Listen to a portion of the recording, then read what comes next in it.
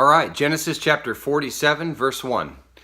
Then Joseph went in and told Pharaoh and said, My father and my brothers and their flocks and their herds and all that they have come out of the land of Canaan, and behold, they are in the land of Goshen.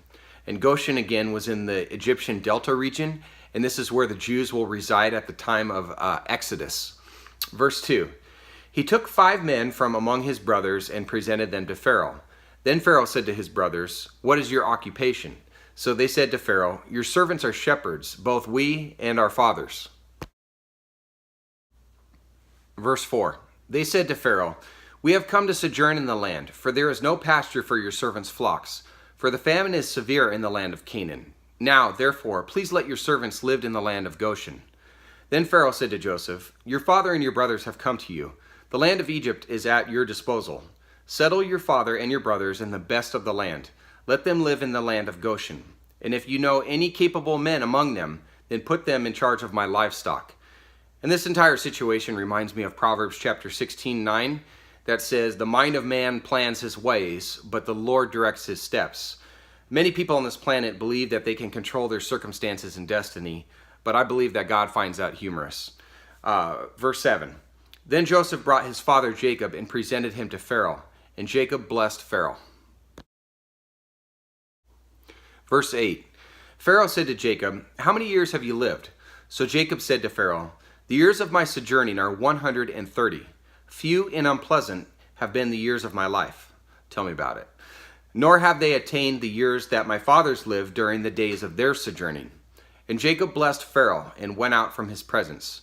So Joseph settled his father and his brothers and gave them a possession in the land of Egypt, in the best of the land, in the land of Ramesses, which was an alternate name for Goshen, as Pharaoh had ordered. Joseph provided his father and his brothers and all his father's household with food, according to their little ones. Verse 13. Now there was no food in all the land, because the famine was very severe, so that the land of Egypt and the land of Canaan languished because of the famine. Joseph gathered all the money that was found in the land of Egypt and in the land of Canaan for the grain which they bought, and Joseph brought the money into Pharaoh's house. When the money was all spent in the land of Egypt and in the land of Canaan, all the Egyptians came to Joseph and said, Give us food, for why should we die in your presence? For our money is gone. Then Joseph said, Give up your livestock, and I will give you food for your livestock, since your money is gone. Verse 17. So they brought their livestock to Joseph, and Joseph gave them food in exchange for the horses and the flocks and the herds and the donkeys, and he fed them with food in exchange for all their livestock that year. When that year was ended, they came to him the next year and said to him, We will not hide from my lord that our money is all spent, and the cattle are my lord's. There is nothing left for my lord except our bodies and our lands. Why should we die before your eyes, both we and our land? Buy us and our land for food, and we and our land will be slaves to Pharaoh. So give us seed, that we may live and not die, and that the land may not be desolate. So Joseph bought all the land of Egypt for Pharaoh, for every Egyptian sold his field, because the famine was severe upon them. Thus the land became Pharaoh's. As for the people, he removed them to the cities from one end of Egypt's border to the other. Only the land of the priests he did not buy, for the priests had an allotment from Pharaoh, and they lived off the allotment which Pharaoh gave them. Therefore they did not sell their land. Then Joseph said to the people, Behold, I have today bought you and your land for Pharaoh. Now here is seed for you, and you may sow the land. Verse 24. At the harvest you shall give 1/5 to Pharaoh, and 4/5 shall be your own for seed of the field and for your food and for those of your households and as food for your little ones. So they said, You have saved our lives. Let us find favor in the sight of my lord, little l, and we will be Pharaoh's slaves. Joseph made it a statute concerning the land of Egypt, valid to this day, that Pharaoh should have the 5th. Only the land of the priests did not become Pharaoh's.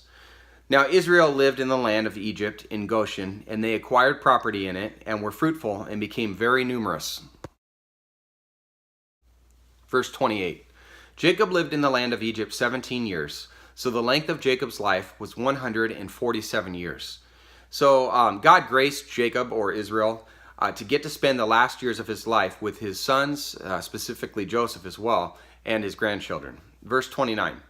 When the time for Israel to die drew near, he called his son Joseph and said to him, "Please, if I have found favor in your sight, place now your hand under my thigh and deal with me in kindness and faithfulness." And a reminder that putting the hand under the thigh was like a pact, a promise. Please do not bury me in Egypt. But when I lie down with my fathers, you shall carry me out of Egypt and bury me in their burial place. And he said, "I will do as you have said." He said, "Swear to me." So he swore to him.